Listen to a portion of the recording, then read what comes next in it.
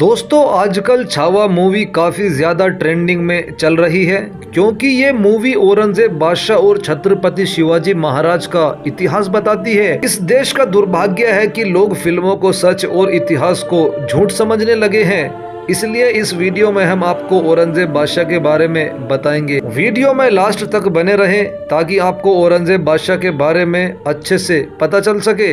औरंगजेब बादशाह मुगलियाई सल्तनत के 6वें बादशाह थे।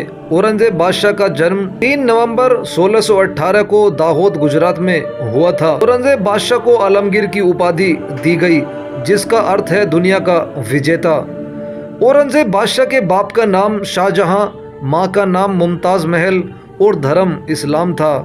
अकबर बादशाह के बाद सबसे ताकतवर बादशाह औरंगजेब बादशाह ही थे। दोस्तों आपको शायद ही पता हो कि औरंगजेब बादशाह का पूरा नाम अबुल मुजफ्फर मुहिउद्दीन मोहम्मद औरंगजेब आलमगीर था। भारत में जितने भी मुगलों ने हुकूमत की उन सब में सबसे ज्यादा फेमस औरंगजेब बादशाह ही थे।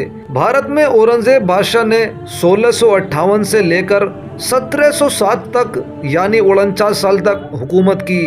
मुगलियाई हुकूमत के सबसे आखिरी बादशाह औरंगजेब बादशाह ही थे। दोस्तों आजकल लोग औरंगजेब बादशाह को खूब बुरा भला कहते हैं। जरा आप ही सोचिए कि अगर औरंगजेब बादशाह ने भारत को लूटा तो फिर कैसे लूटा, क्योंकि भारत की मिट्टी में ही पैदा हुए और मरकर भारत की मिट्टी में ही मिल गए। अगर उन्होंने भारत को बर्बाद किया तो फिर उनके ज़माने में भारत को सोने की चिड़िया क्यों कहा जाता था। दोस्तों आप ज़रा ये सोचिए कि भारत में अगर मुगलों ने इतना जुल्म किया तो फिर लगभग 300 साल तक हुकूमत कैसे की। अगर उन्होंने जबरन धर्म परिवर्तन कराया तो फिर भारत में लगभग 140 करोड़ की समथिंग जनसंख्या में लगभग 20 या फिर 25 करोड़ मुसलमान ही क्यों रह गए। अगर उन्होंने सारे मंदिर तोड़ दिए तो फिर भारत में इतने प्राचीन मंदिर कहां से आ गए। जब मुगलों की बादशाहत खत्म हुई उस वक्त मंदिरों के मुकाबले केवल 5% ही मस्जिद थी। आजकल जिस तरह व्हाट्सएप यूनिवर्सिटी पर मुगलों का इतिहास बताया जाता है उस हिसाब से भारत में मस्जिद के मुकाबले 1% ही मंदिर होने चाहिए थे।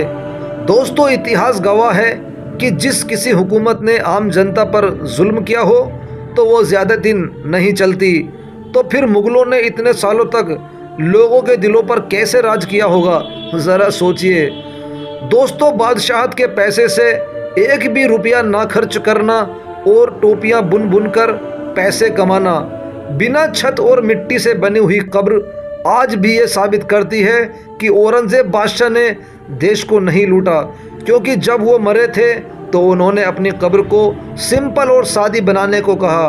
दोस्तों आप औरंगजेब बादशाह आलमगीर को किस निगाह से देखते हो कमेंट बॉक्स में आके ज़रूर बताएं। आज की वीडियो में बस इतना ही। मिलते हैं किसी नई वीडियो के साथ। जय हिंद, जय भारत।